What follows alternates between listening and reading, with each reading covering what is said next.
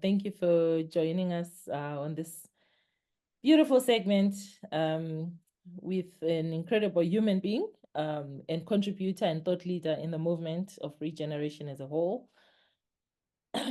He calls himself, and he's got many names, but we call him Daniel Christian Wahl. And he's in the island of Mallorca. I think I pronounced that well.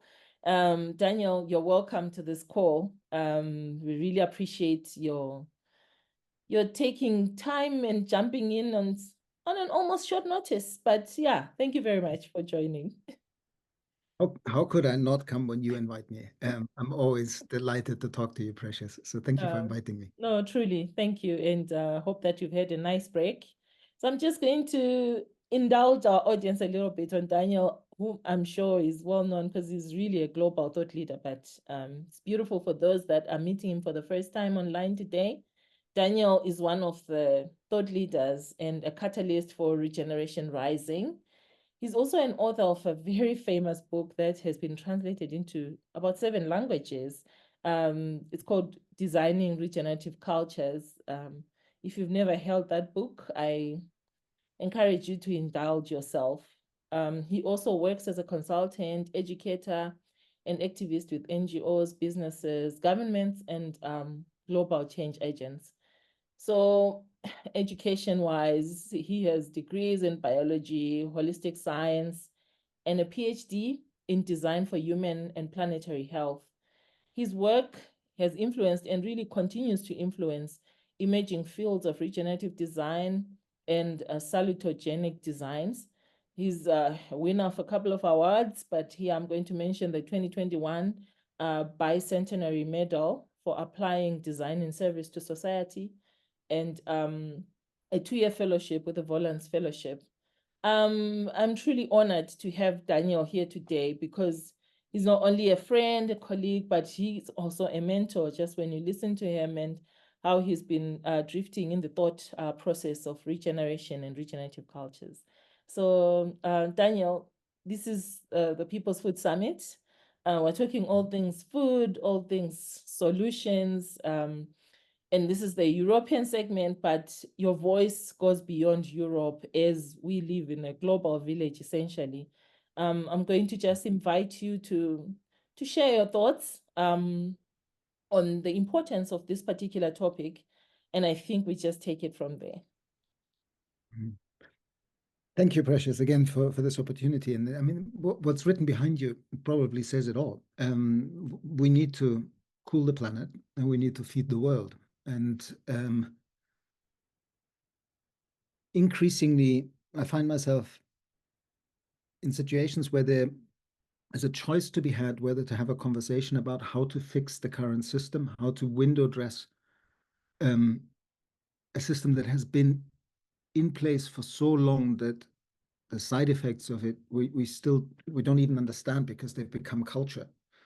And that is the system of colonialism that is still running through. That is the system of power over nation states, competitiveness between blocks, between countries. And unfortunately, the collective actions of a proportion of humanity have resulted in changes in the Earth systems that we are now no longer in the driver's seat. We will meet changes that will be so profound that even the most profound terra firma, the ground we think we stand on as a culture, as a civilization, as a way of doing things, will be shaken. And unless we understand that, the conversations about what are we to do now will be fundamentally different. If we still think that rearranging deck chairs on the Titanic after hitting the iceberg has any sense whatsoever, and we continue playing that game, we can. But I believe that what this summit is about and what this movement is about is to say, okay, we're operating in this system on the Titanic, but we can begin to build strategies that are fundamentally about how does the link between healthy food and healthy ecosystems, healthy communities, healthy local economies, and healthy human beings actually come together. And food is central, and agriculture is central.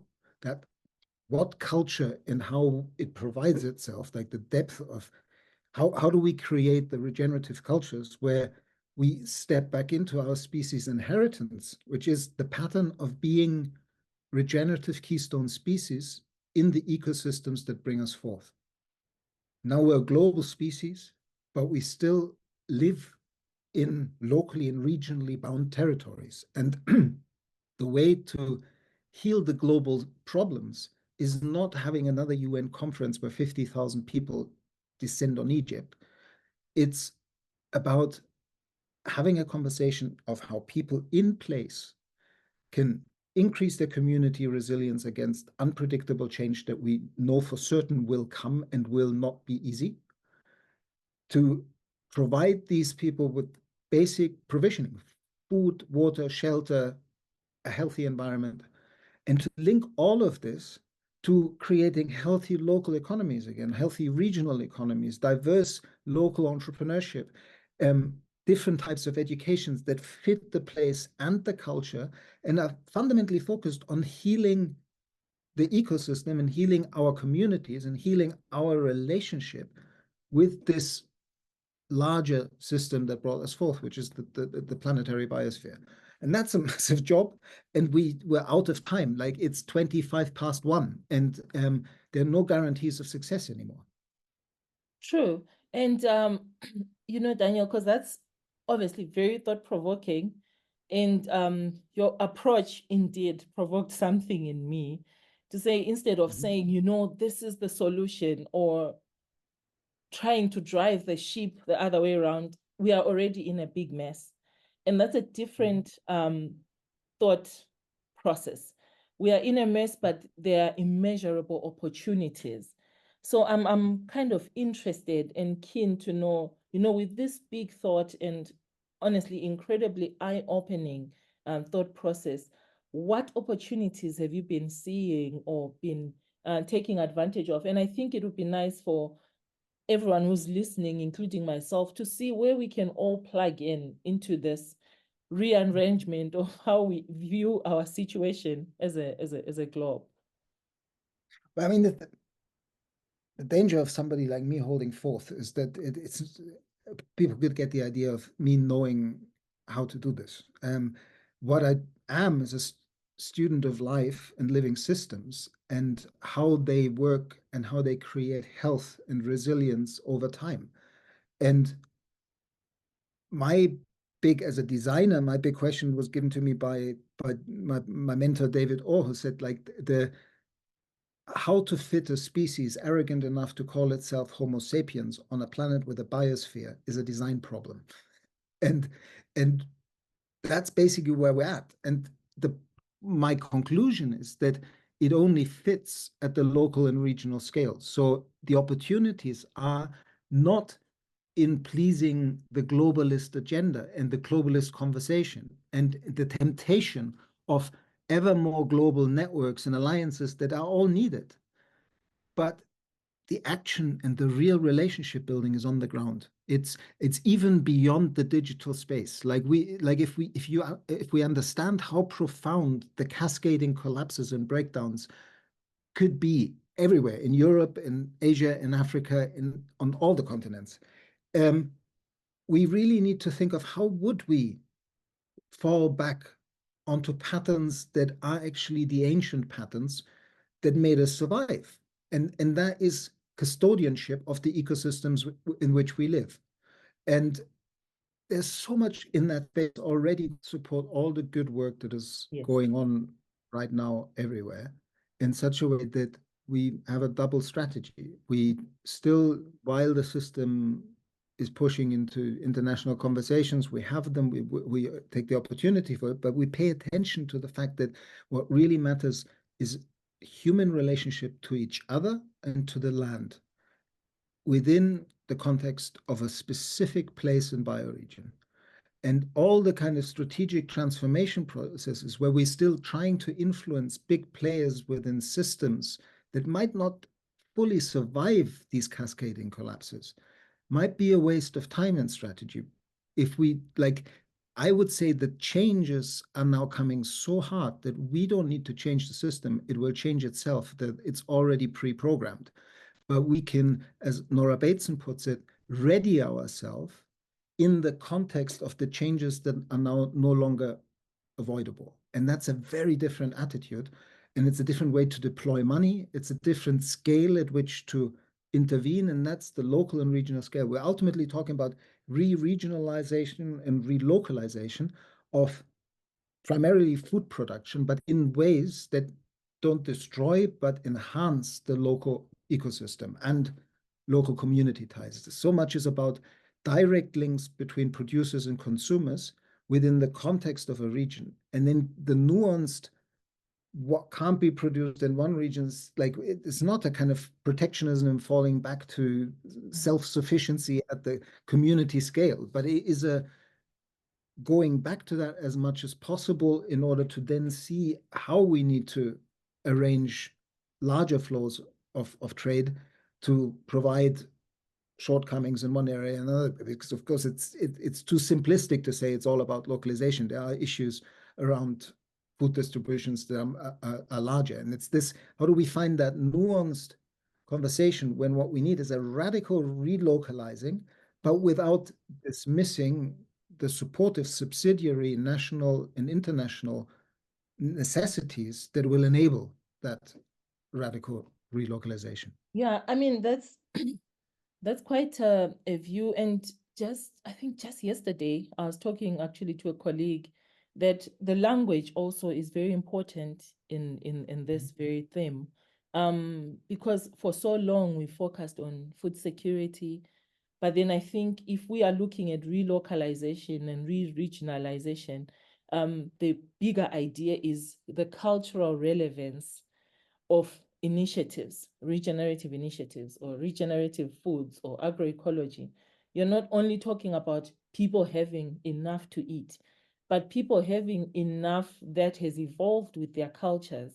And they are also in control of how it's produced, how it's shared amongst themselves. And again, not to oversimplify, but with the current weather events, as you have well put, it's becoming clearer and clearer that it will be very important for the movement locally and putting all the pieces and the nodes to a global voice to say, I think relocalization is becoming more apparent.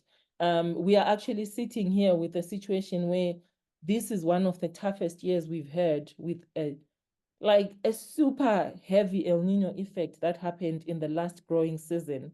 And only those who grew traditional foods and mixed foods for resilience are the ones who have something to share, whether it's a legume, a pumpkin. But those who were flying towards maize, we are all learning, instead of saying, we told you, again, it goes back to the language. We are all learning that actually the maize industry may be failing us as a people, but it's not really time to pinpoint. I think it's time to show and display, as we also listen to the thought process. Where is it going? How does it apply to where I am? So I just wanted to really acknowledge that and receive it with great meekness. Yeah. As you were just saying that, I was reminded of that famous quote of Buckminster Fuller: "Don't fight the existing system, create the alternative system that makes the existing system obsolete." I think we're now at a point where there's a slight change in that sentence, which is, don't fight the existing system. It will make itself, or it is making itself, obsolete right now anyway. So build the alternative structures. We're like, it's clear that that system cannot continue. And so the more we support people locally to find that sweet spot where they can rebuild community resilience and cohesion. They can, like, Willem Verweer framed it quite well with the 4 returns, because like you need that return of inspiration. What can this place be? And what is our role in being right custodians in this place? And then with the return of inspiration and the attention of ecological healing, come ecological and social returns as people start talking to each other and engage together in healing their local ecosystem. And then shortly after, once you have that local and regional focus, you begin to create the economic abundance, and you begin to create the diversity of seeing, we need a local processing plant, all those kind of things that then create the local food cycle, so it actually can go to local, and building the connection between producers and consumers. Of course, it's different in every locality. That's the core of regeneration, is that it will be different in every locality because it has to come out of the place and its culture. And yeah, I think that vision that is also somewhat in the 1,000 landscape for 1 billion people model, to begin to think at the landscape scale and say, how do we heal this landscape by relocalizing food production, by thinking about agroforestry, like finding the right mix between where are trees appropriate, where's savanna appropriate, where's grazing appropriate, and how do they intermix, and all of that.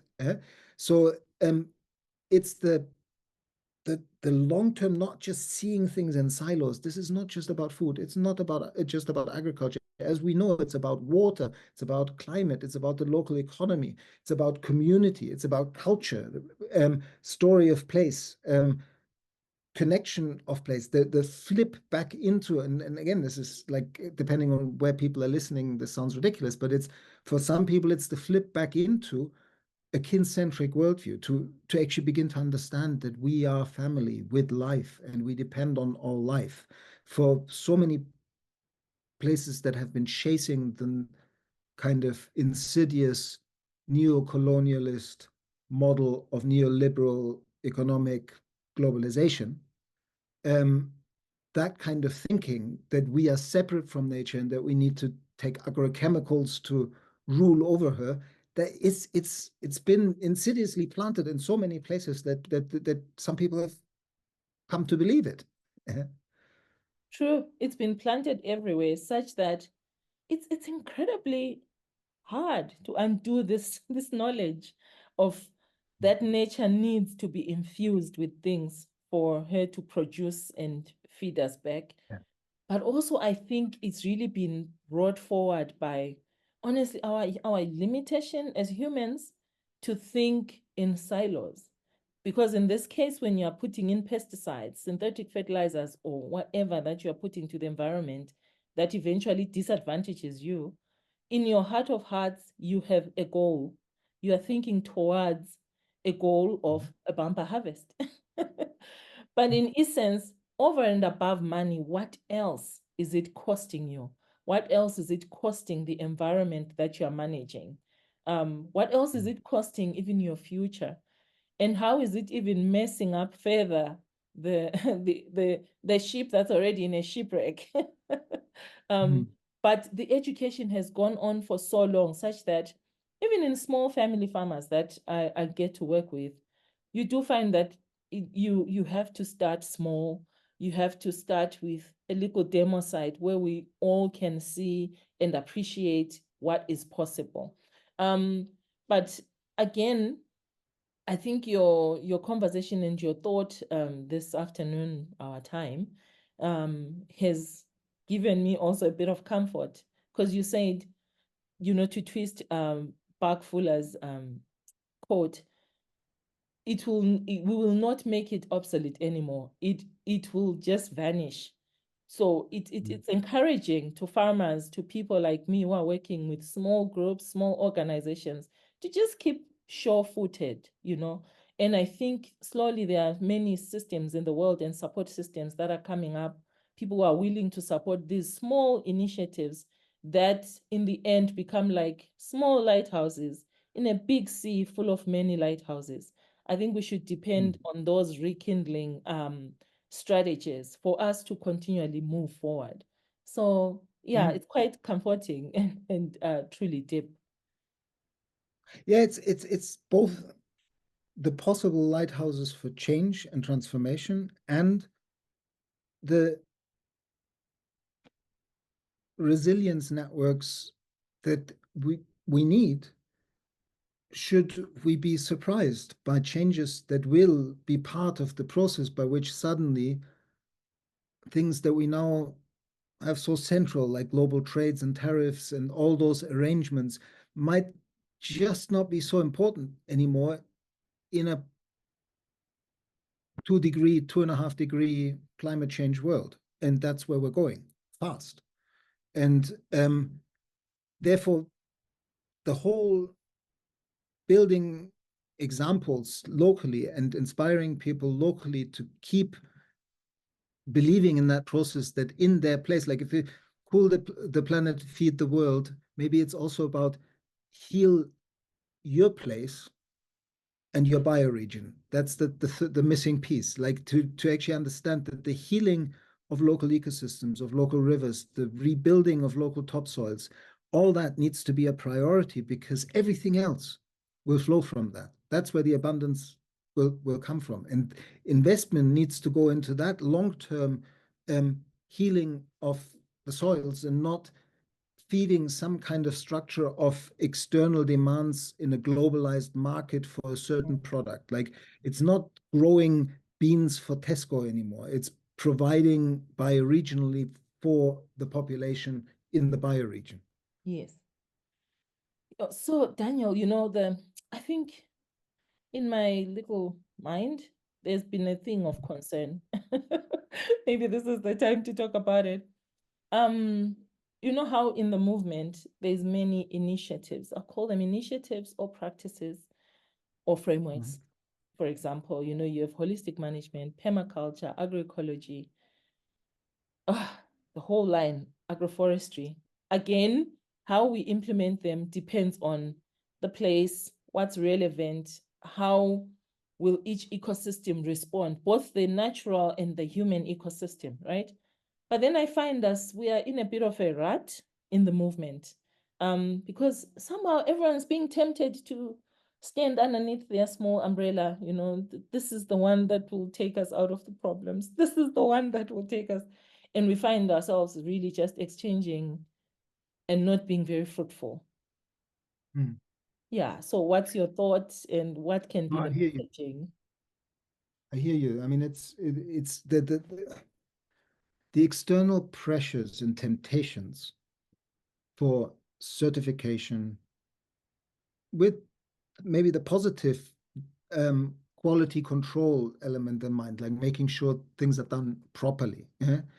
But it is an abstraction process. The minute you go into certification, it's about ticking boxes and log frames, data, cold data, analyzing.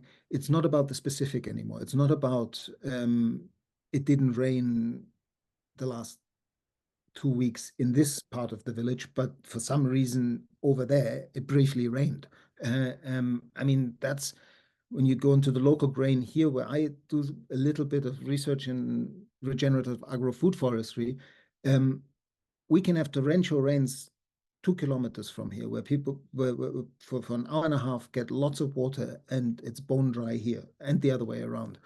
And that is never captured in any system that tries to arrange standardized ways of working. And so I think at the same time, we need certification schemes in order to make the conversation move on in the conventional system. And if you hold them lightly as a bunch of questions you ask yourself, and then you reflect on them, and you discard them or you change them depending on what the local culture and place does, then it's a different story. But to make it easier on the admin system, it tends to be, again, that using science and data collection and digitalization and more data connection and more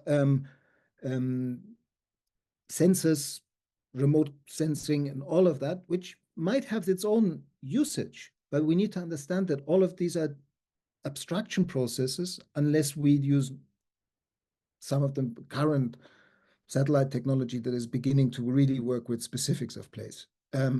So for me, the paying attention to supporting people locally to do it in like specific to their place, to bring the movement together in a way of saying, if it serves the local population to provide food in a way that heals the local ecosystem, great. But let's not get, like, the temptation right now is to get into biodiversity credits, carbon credits, and all of that. People will go there. There's a huge market there. And unfortunately, to do this well, it would need to be a localized scheme that includes local water. It needs to up-to-date climate patterns. It needs to look at how carbon is stored long-term and in what way. It needs to look at biodiversity in a changing climate and context. And all of that,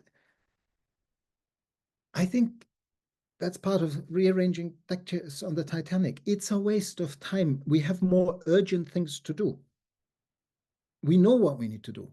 Heal the soil, get plant cover on the ground, whether it's grasslands or trees, and use that process of healing the local ecosystem as a way of changing the local economy, building local social capital and relationships, and building the network, even if it's just that the community knows each other and its place again. If we achieve that in the next 10 years, that in every bioregion of the planet, people actually know, even if not all their food is met locally, but they know who their local producers are and what they are producing and why they are important, and they know their ecosystem again, we will stand better as humanity in the changes that the 2040s and 2050s are now likely to hit us with in a way that unfortunately won't be pretty.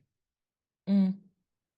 And we can set all the heavy targets towards 2050, towards 2060. But as long as we don't heal on where our feet are actually standing in the moment, it truly is a waste of time.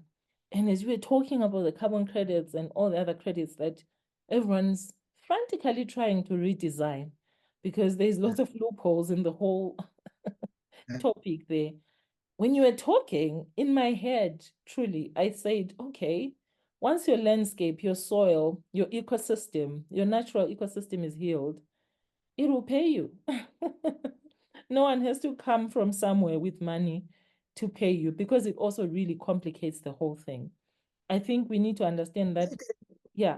The deadlock can be something as simple as, like, I'm flying below the radar with a small research site of Mediterranean climate zone, island-based regenerative agro-food forestry, experimenting completely discipline agnostic with things I learned from permaculture, regenerative agriculture, syntropic agriculture, and all of them somehow in a way that this place invites me and asks me to do, not putting it onto the place. But to do that kind of experimentation stuff, I best not talk to any official body and get registered as an experimental farm, because then I'm not allowed to do anything anymore. It's part of these regulations that we, in the best of intentions, try to create, also stop certain experimentation with new growing methods, much more dense growing, all of that. And I think it's important to keep flexibility in our farming systems, because everything is on the move now.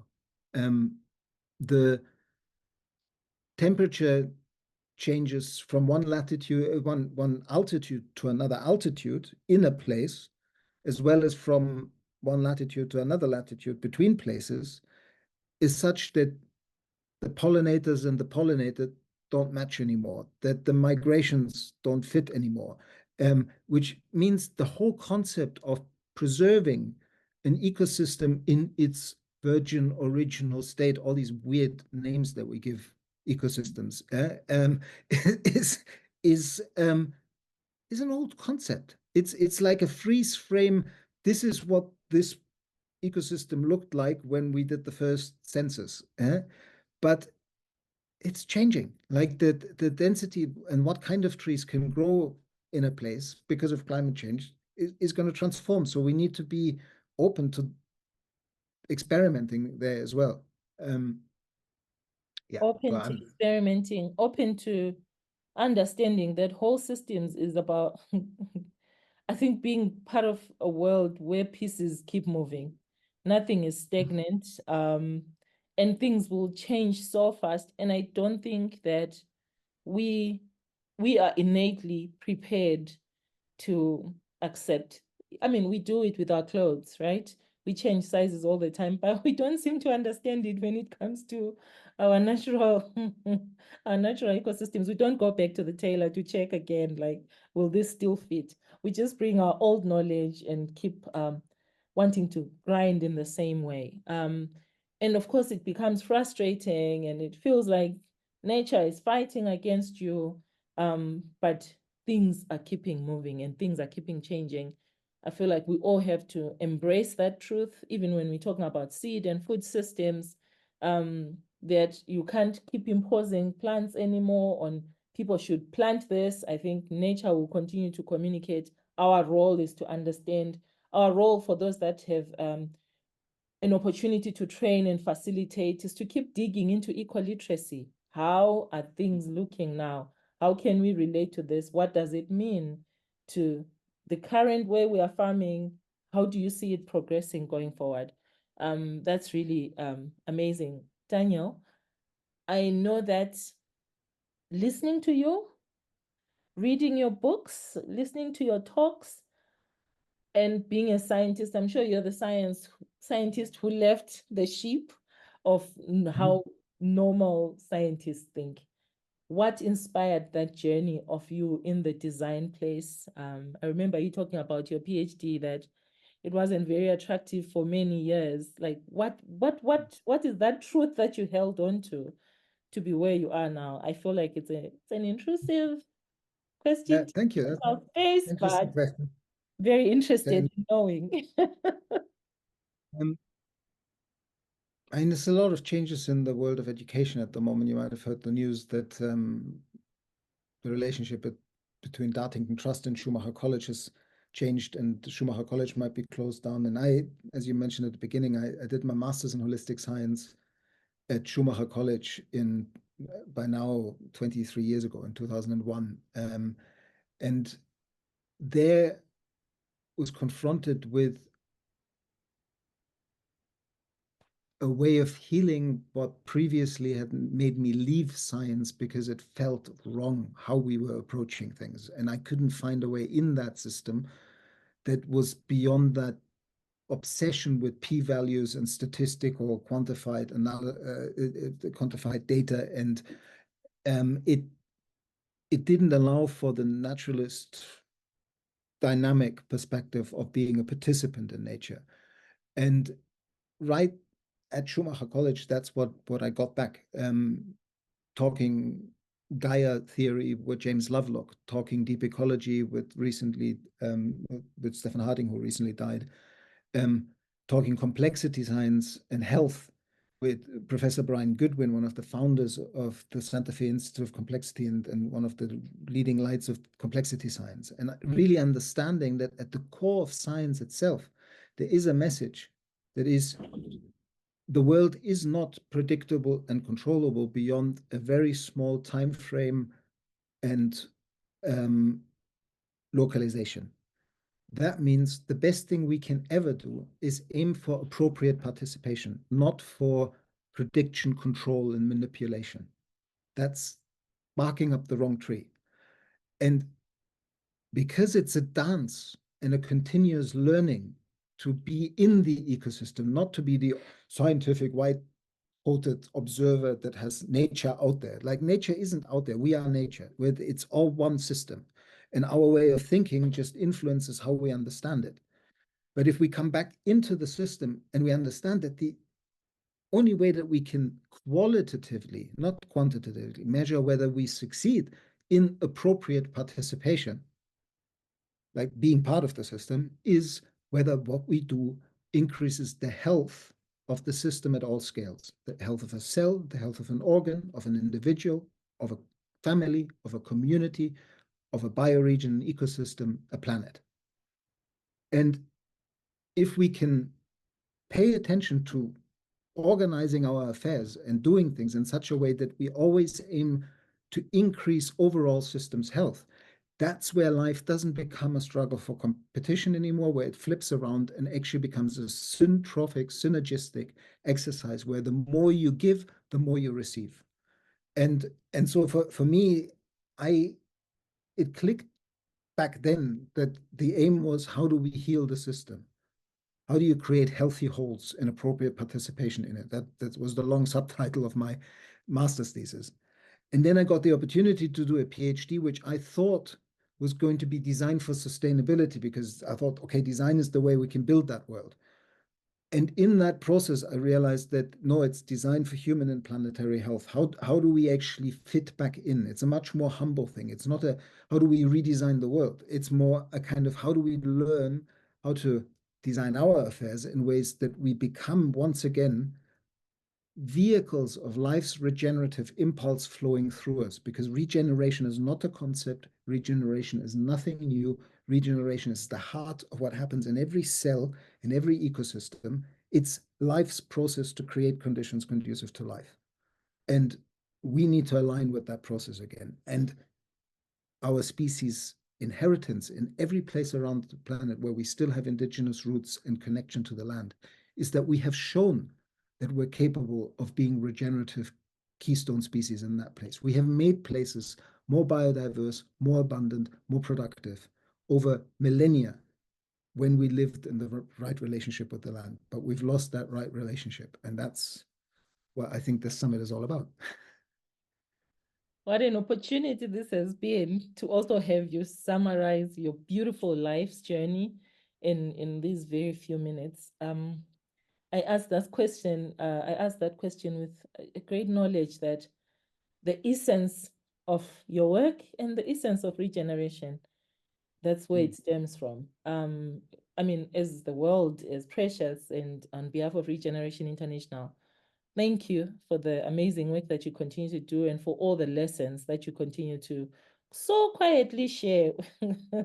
you are one of the quietest human beings who's also a very powerful force. I mean, I don't know how you do that together, but truly, the world is not predictable. The world cannot be controlled, but we can only coexist and co-learn. Yeah, do you have remarks to the world, remarks as we close Yeah, down?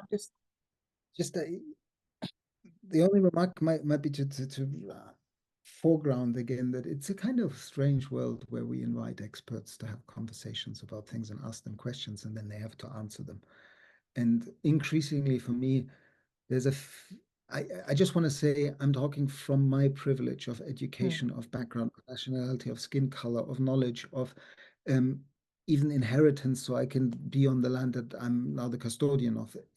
There's so much that there are people listening who have a very, very different life than me, and their opinion and their ability to connect to their place, connect to each other, and connect to the healing of their land, and thereby the healing of their and their children's future is their way of doing it. And I'm not the expert to tell them what to do. Um, Contrary, I'm a overeducated academic who's got the privilege of now learning something really basic that for them has been the way they survived for most of their life. So part of you inviting me here made me feel a little bit like, who am I to even talk here? But thank you for inviting me. Yeah. Thank you. And part of me inviting you here as an African girl, rural girl, was the confidence that I know that you speak the language of the earth, you speak the language of the ecosystems, and that language is universal. Based on what you've learned from your place and what I've learned to be true in my place, hoping that whoever is hearing us also can resonate with those truths and they can translate to whatever they can use, or they can just hold their heart with understanding or no understanding. We cannot really control how everything will go for everyone who hears, but the language of nature is one. And I think you care deeply. We also care deeply. And this is a language of love. Thank you, Daniel. Truly, truly. Thank you so much. So Thank you so till much for next inviting. time, and Okay. appreciate your contribution.